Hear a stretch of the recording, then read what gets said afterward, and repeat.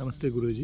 नमस्ते डॉक्टर सत्यनारायण जी, आपका स्वागत है इस ओम शांति आश्रम में। बोलिए सर। बुद्धि को कैसा जगाइए? ओम पर फोकस करिए, पहले ओम दिखाइए। ये ओम शांति आश्रम है, नानी सिटी में, जो बीबी नगर में है, जय तेलंगाना राज्य में है, और जो भारत का एक महान राज्य है, जहाँ की ये फ़कीर जंगलों में घूमता हुआ मानवता की सेवा में समर्पित है। ओके, बुद्धि को कैसे जगाएं? प्रिय दोस्त, गायत्री मंत्र ऋग्वेद में कहा गया है कि हमारी बुद्धि को प्रखर करे। ओम भूर्भुवस्सुः सवितुर्वरेण्यं भर्गो देवस्य धीमहि धियो यो न। बहुत लोग गायत्री मंत्र का उच्चारण करते हैं।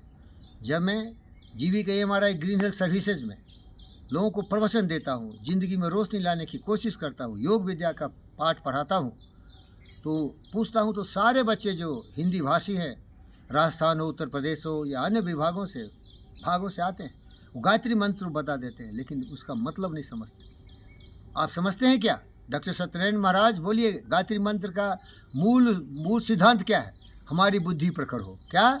हमारी बुद्धि प्रखर हो। हमारी बुद्धि प्रखर हो, क्योंकि मनुष्य इसीलिए है कि उसकी बुद्धि है, उसकी सोचने की ताकत है, और सोचने की ताकत इतनी शक्तिशाली है कि दुनिया चमत्कारिक ढंग से विकसित हो रहा है।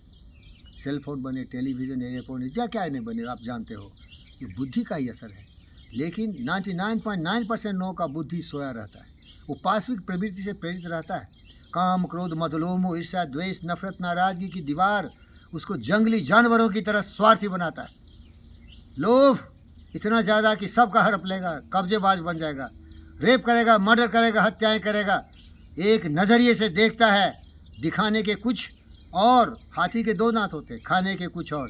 तो बाहर से तो वो भगुला की तरह चमकदार दिखता है, नमस्ते बोलता है, वो भी हर जगह जाके वो नेता बन जाता है, लेकिन अंदर से इतनी राक्षस प्रवृत्ति होती है कि लूट लेता है पब्लिक। हिंदुस्तान, भारत में देखो, जहाँ भी कब्जे पैसा लूट के रखा है, मोदी खोद के निकाल रहा है। तो प्यारे दोस्तों, बुद्धि जगाना हो तो पहले ये जो भ्रष्टाचारी विचार है, ये जो नकारात्मक विचार है, कामः क्रोधः तथा लोभः, ईर्ष्या, द्वेष, कलह, इसको मिटाना पड़ेगा। योग विद्या में इसका परिचय दिया गया है। उसको बोलते प्रत्याहारा। क्या करना है उसको? प्रत्याहारा मीन्स प्रत्याग कर दो। तुम्हारे मस्तिष्क में इतने जो जंगल झाड़, घास फूस, नकारात्मक विचार हैं, सबको पहले निकाल दो। उसके लिए हमें प्रत्याग करो। उसके लिए दिमाग की एक ही ताकत है, वो एक ही काम कर सकता है एक बार, वो बहुत काम नहीं कर सकता है। तो क्या तो गलत सोचेगा या सही सोचेगा? तो उसको हमको चाहिए कि दिमाग को काम दोगे, खाली दिमाग शैतान का अड्डा, तो उसको काम दो, उसको सांस पर केंद्रित करो। तो देखिए, एक होता है अनुलोम विलोम, आप जानते हो। अनुलोम विलोम हम सांस लेते हैं और सांस छोड़ते हैं, तो दिमाग को उस पर लगाइए।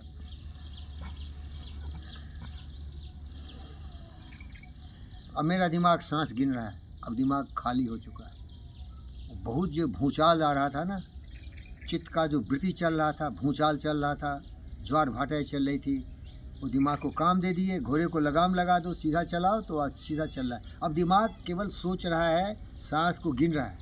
अब इसमें अच्छी बातें भर दो, अच्छी बातें भर दो। इस तरह से आप दिमाग को खाली कर सकते हैं। और अच्छी बातें भर दो, उसको बोलते हैं धारणा। धारण करो अच्छे विचारों को और उसका चिंतन करो, ध्यान लगाओ।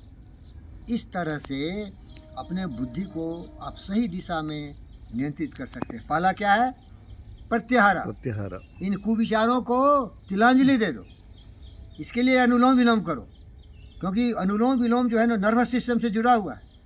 जब आप सांस लेते हो, छोड़ते हो, जिसे हम प्राणवायु बोलते हैं, वाइटल लाइफ फोर्स बोलते हैं, तो दिमाग बिल्कुल धीरे धीरे क्या होता है, नियंत्रित हो जाता है, खाली हो जाता है, शून्य की तरफ जाता है, क्योंकि केवल सांसें गिन रहा है। अब उसमें क्या करो, यही मौका है, यही समय है, यही जगह है, फट से डाल दो उसमें, टप से दिमाग पकड़ लेगा और फिर उस पर ध्यान लगाते रहो। तो जड़ क्या है, उसके अंदर तक चला जाएगा, और वो बात आपके दिमाग में सोचते सोचते आपका क्या हो जाएगा, हैबिट हो जाएगा, अलवाट। और हैबिट हो जाएगा तो वही बोलोगे, जैसे मैं वही बोलता हूँ बार बार, और उसी से तुम्हारी परिस्थिति परिवर्तित हो जाएगी, वातावरण। समझ रहे हैं क्या? समझ। अगर आप सबको बोलते हो, प्यार करते हो, सबों के लिए सोचते हो, तो कौन दुश्मनी करेगा आपसे? आप अगर दुनिया में चाहते हो कि लोग आपको सम्मान करें, प्यार करें, सत्कार करें, आपके देने के लिए सबसे बड़ी दौलत प्रेम है, सहानुभूति है, करुणा है, जिसमें पैसे खर्च नहीं होते। लेकिन आदमी देता नहीं, देता है विषवाणी, उखाड़ के फेंक दूंगा, तोड़ ताड़ दूंगा, मार काट दूंगा, लूट पाट लूंगा, उड़ा दूंगा। ये भ्रष्टाचारी दुराचारी रावण और दुर्योधन का वंशज है, क्योंकि इसने सत्य को समझा नहीं। सत्य तो प्रेम है मेरे भाई, समझ में आ गया? समझ में। इसी से आप अपने दिमाग को नियंत्रित कर सकते हैं, आपकी बुद्धि प्रखर हो सकती है। और आप सोचोगे इसमें मेरा क्या फ़ायदा है? अरे तुम बुद्ध बन जाओ, तुम किसी की बुराइयों पर ध्यान ही नहीं दोगे, क्योंकि तुम जानते हो कि सब बुरे ही बुरे हैं भाई। उसने अपने बुद्धि को नियंत्रण नहीं किया।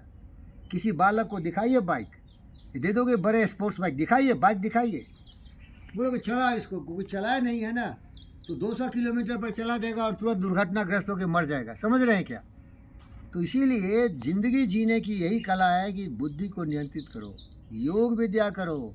योग विद्या में आसन करो नहीं करो फिक्र नहीं है, प्राणायाम से दिमाग मजबूत होता है। और फिर प्रत्याग करो कुविचारों को, क्योंकि सोचना शुरू कर दोगे। ध्यान का मतलब है सोचना, और सही सोचना, सही समय पर सोचना। तो तुम्हारे जीवन में दुख आएगा क्या? ऐसी क्यों करनी किए कहे पछताए, रोपा पेल बबूल का आम कहाँ से खाए।